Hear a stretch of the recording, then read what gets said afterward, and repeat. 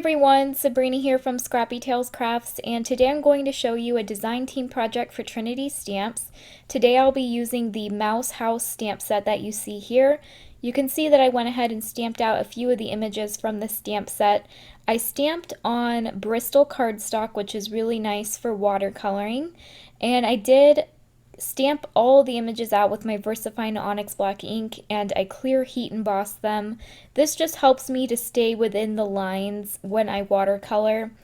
Sometimes if I'm too heavy-handed with the water, a lot of the times will go outside the lines, so having that embossed really helps to keep the color inside those stamped lines.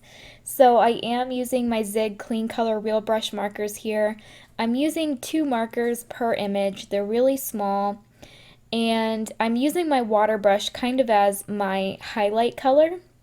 You can see that I'm adding the darker color to the edges of each of these mushrooms, and I'm going over the darker marker with my mid-tone, and then I take my water brush and I blend those 2 markers together and move the pigment towards the center to create a center highlight.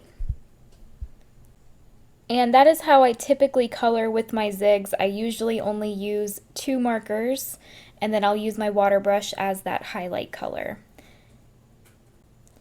And I love using my zigs if I want to do some quick coloring.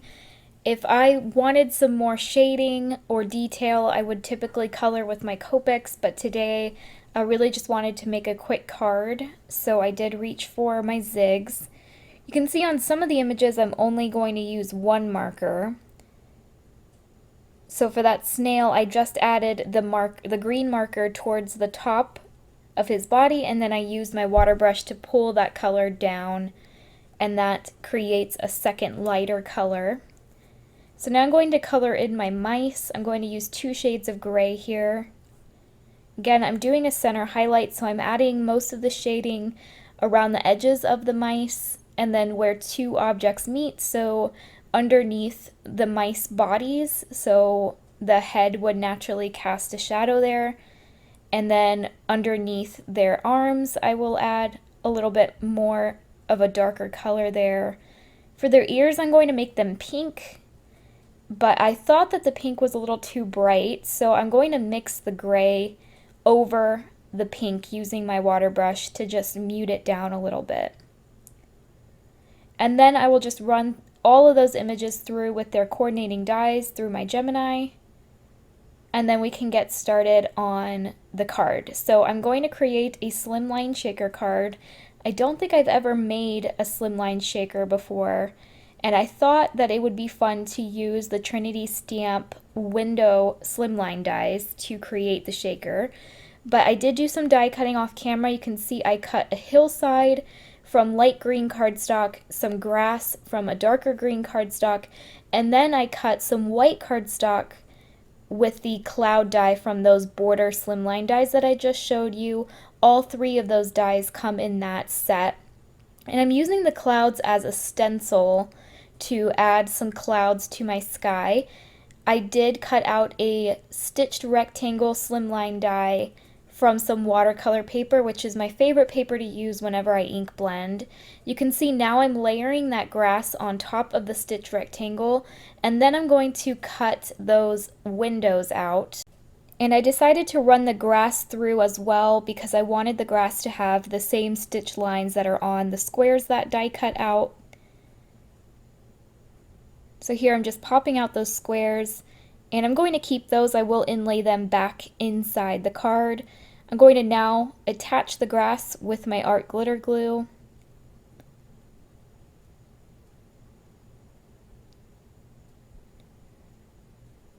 And then I'm going to place those squares back inside the panel that I die cut.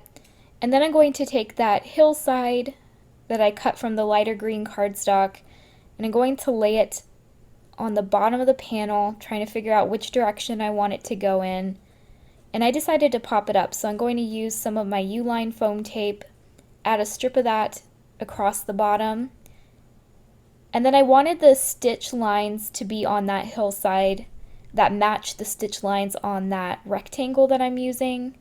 So I ran that through using that rectangle die, and now I have stitch lines on the bottom and on the sides of that hill.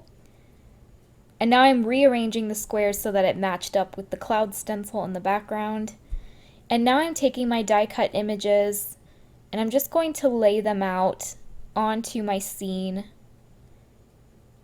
And you're going to see that I'm going to switch some things around, trying to figure out what I want this to look like. I decided that my sentiment will be stamped on this long banner, and this banner is from the rectangle and banner slimline dies from Trinity Stamps. I'm going to use all 3 stamps from the stamp set. So the one that I'm about to stamp onto that right square says "Have a Mice Day," and I'm stamping that out with VersaFine Onyx black ink. And then the sentiment on the left says "Hey Fungi," which is really cute and it pairs really nicely with all the mushrooms that I'm adding to the scene. And then in the center, I'm going to stamp out "So Thankful for You," parentheses, and cheese. That's why I added 2 slices of cheese next to the sentiment. I thought that was really cute. And I like this layout, so I'm going to go ahead and glue everything down now. Some of those die cuts I am gluing on directly onto the squares, and then some of the mushrooms I'm gluing onto the die cut panel. I'm now going to glue the cheese slices, and then I will adhere my banner sentiment. And then to create the shaker, I'm going to add acetate behind all of these windows.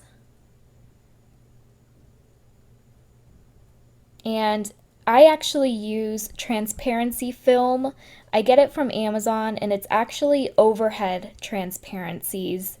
And I guess that teachers still use this stuff because you can buy it, and it's really cheap. I will have it linked down below. I've been using the same pack for like 2 years now, and if you follow me, you know that I love adding acetate to any cards, not just shakers, so I do use up a lot of acetate. So now I'm going to add foam tape behind that window frame. And I actually have double mounted foam tape by Uline. So that is what I used behind the die cut panel. Now I'm taking those squares, I'm adding art glitter glue behind them, and I'm using the panel as a guide to help me know where to glue these squares onto my card base. For all my slimline cards, I cut them down to 8 3/4 by 7 1/2, and I score at 3 3/4. For my shaker bits, I'm using some Pink and Main yellow sequins, and then I'm also going to add some Trinity Stamp clear sequins. These are iridescent. I just wanted some bright colors, so I like that pop of yellow, and then those clear ones add a subtle shine to the shaker bits. So to seal those sequins inside the shaker, I'm just going to glue the panel right on top, and then I'm going to glue down the last remaining die cuts. For this mushroom, I'm going to add foam tape because I wanted it to be level with the hill. And then I'm going to glue down my last little mouse, which I'm going to have standing on top of that mushroom towards the left. And then that's basically going to complete the shaker. This card did not take me a whole lot of time to do. I didn't do any ink blending apart from the clouds in the background, and the coloring was super quick, as you saw. I thought just to finish this card it would be nice to have some of the sequins that were inside the shaker be on the outside of the card, so I'm pouring out some of the yellow sequins and the clear ones, and I'm just going to scatter them around my card and attach them with my art glitter glue. And then that's going to complete the card.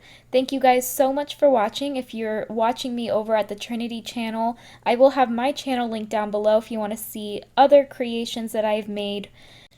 If you enjoyed this video, please give it a thumbs up and consider subscribing to my channel. I am so close to 3,000 subscribers.